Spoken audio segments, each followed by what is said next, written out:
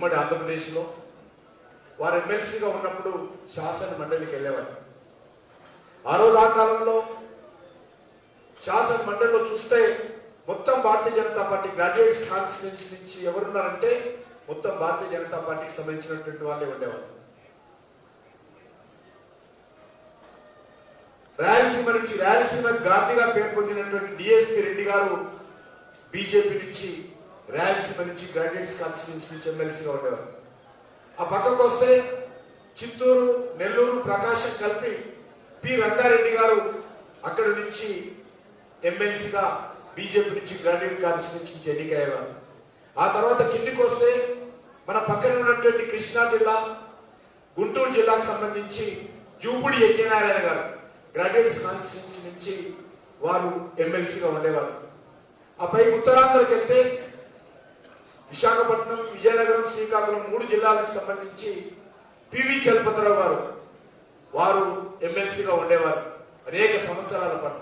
ఇది చెప్పిన వాళ్ళందరూ 1-2 సంవత్సరాలు కాదు, 4 సార్లు 5 సార్లు గ్రాడ్యుయేట్స్ కాన్స్టిట్యూన్సీ వరుసగా బీజేపీ తరఫున, జనసేన తరఫున గెలిచినటువంటి వాళ్ళ పేర్లు చెప్తా ఉన్నారు.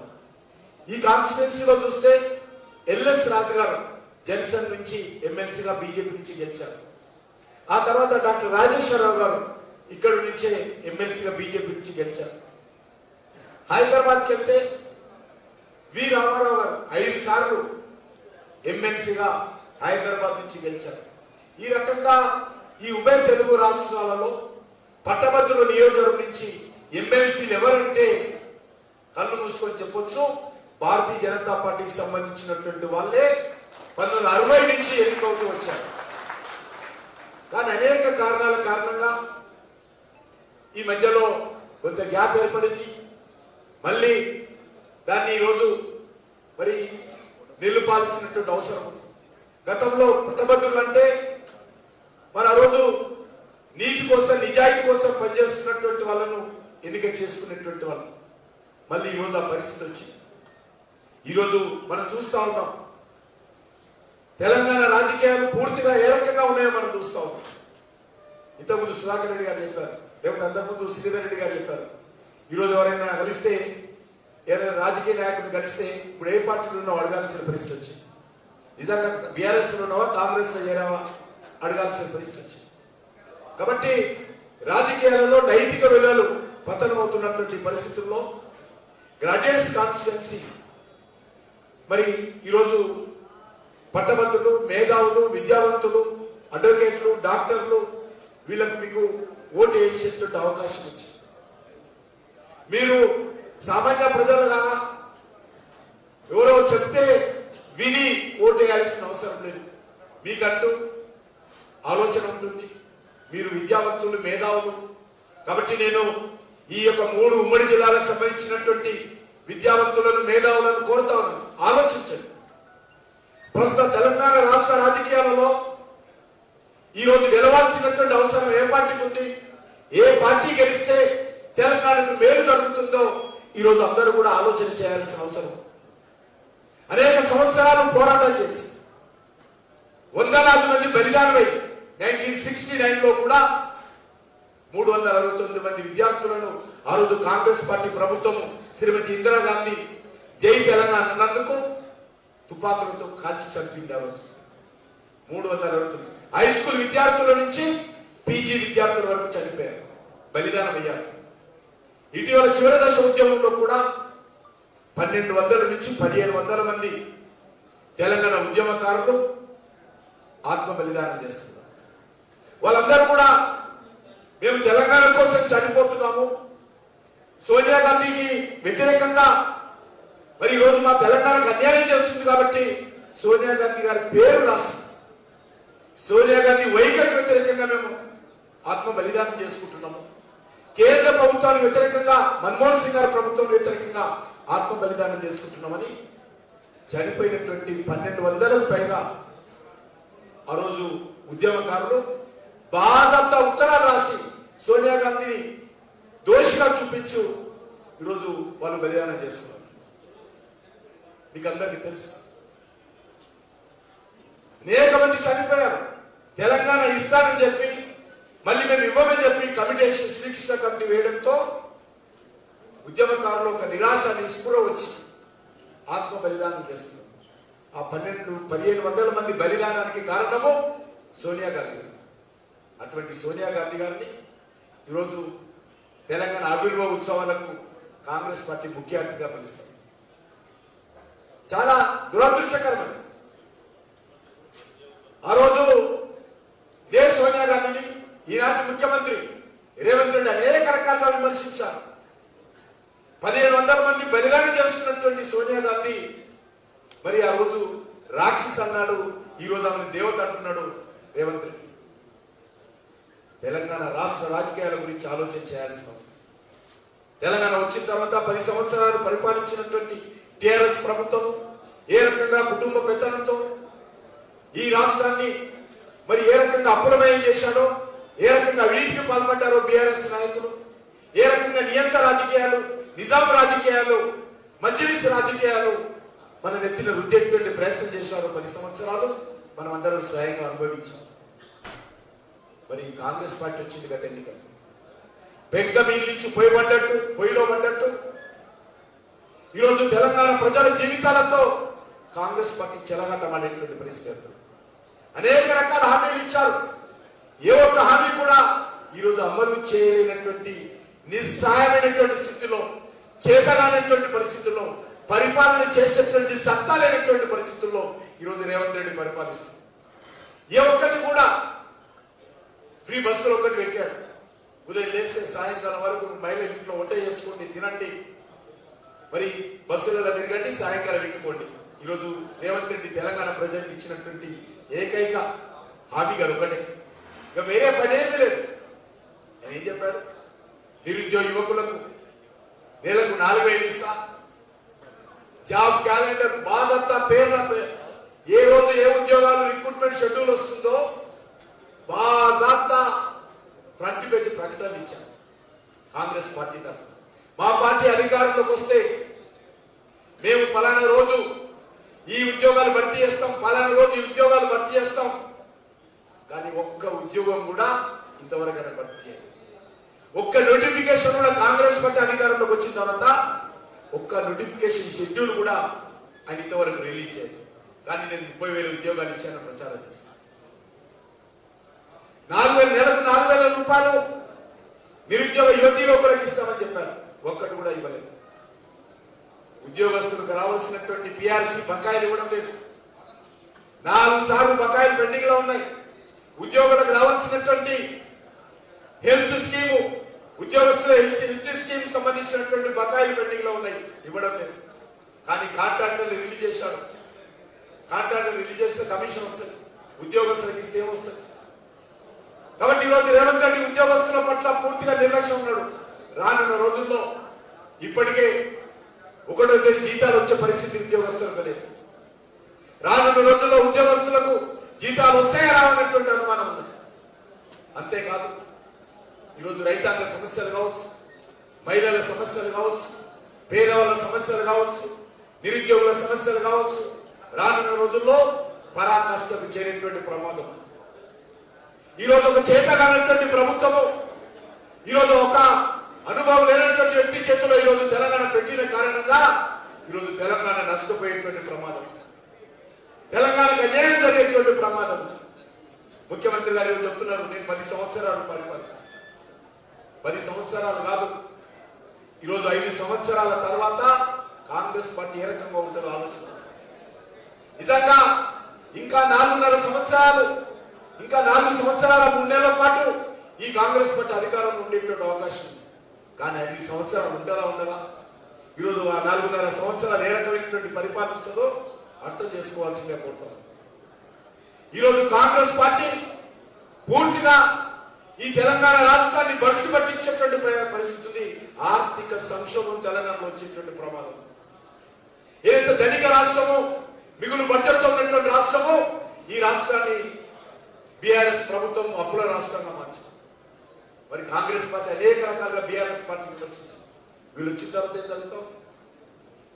ఏ రకమైనటువంటి సమస్య ఈరోజు మరి ఆ యొక్క సాగునీటి ప్రాజెక్టుల విషయంలో కావచ్చు, నిరుద్యోగ సమస్య పరిష్కారం విషయంలో కావచ్చు, లేక ఇతర ఏ సమస్య పట్ల కూడా ఈ ప్రభుత్వానికి స్పష్టత లేదు.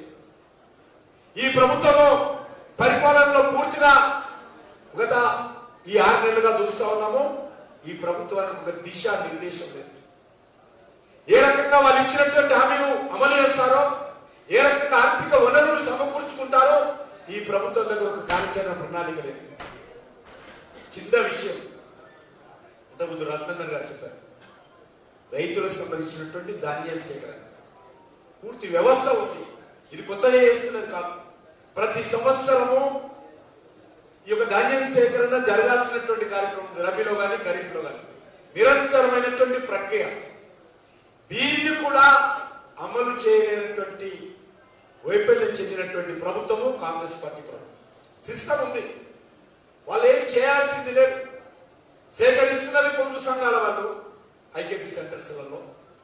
ఈరోజు మిల్లులలో పంపించి ఆ ధాన్యాన్ని ఆడించి అవి ఎఫ్సిఐకి కేంద్ర ప్రభుత్వానికి ఇవ్వాలి. రాష్ట్ర ప్రభుత్వం మీద ₹1 భారపడదు. రాష్ట్ర ప్రభుత్వ ఉద్యోగస్తులు ఎవరైతే ఉంటారో సివిల్ సప్లైలో వాళ్ళకి సాలరీస్ కూడా కేంద్ర ప్రభుత్వం ఇస్తుంది, కమిషన్ కూడా కేంద్ర ప్రభుత్వం ఇస్తుంది. మొత్తం నరేంద్ర మోడీ గారి ప్రభుత్వం ప్రతి నయా పైసా ఈరోజు ధాన్యం సేకరణలో ఖర్చు పెడతారు. ప్రతి ఆఖరి గింజ వరకు కూడా, బాయిల్డ్ రైస్ కూడా, ఓవర్బాయిల్డ్ రైస్ కూడా ఈరోజు కేంద్ర ప్రభుత్వం కొనడానికి సిద్ధంగా ఉన్నది.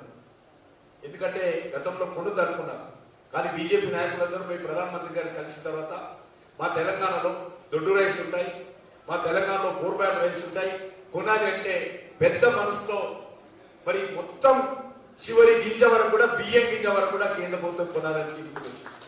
కానీ దురదృష్టం ఏంటంటే నేను ఈరోజు ఉదయం వస్తూ భువనగిరిలో 2 ఐకేపీ సెంటర్స్ విజిట్ చేశాను.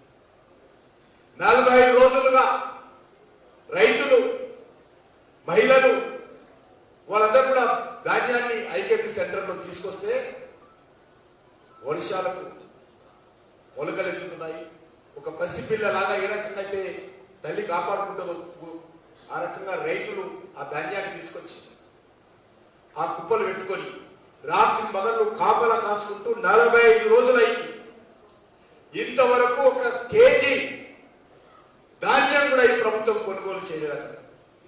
ఇంత దుర్మార్గంగా ఉన్నది.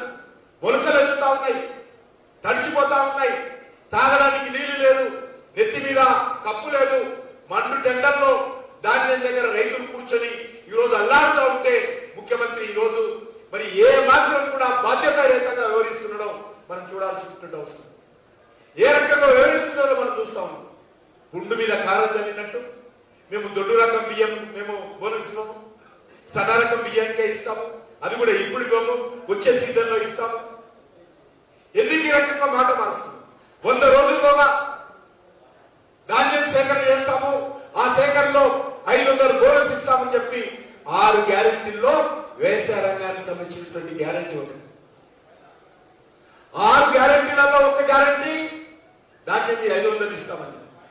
అంతేకాదు 2 లక్షల రుణమాఫీ చేస్తాం, కౌలు రైతులకు 15,000 ఇస్తాం, రైతులకు రైతు బంధు ప్రత్యామ్నాయంగా 15,000 ఇస్తాం, రైతు కూలీలకు 1,200 ఇస్తాం. అనేక రకాల హామీ ఇచ్చారు. ఏ ఒక్కటి కూడా ఈరోజు రేవంత్ రెడ్డి ప్రభుత్వము, కాంగ్రెస్ ప్రభుత్వము ఈ రాష్ట్రంలో అమలు చేయలేదు. మరి దీన్ని అంత ఎవరు ప్రశ్నించారు?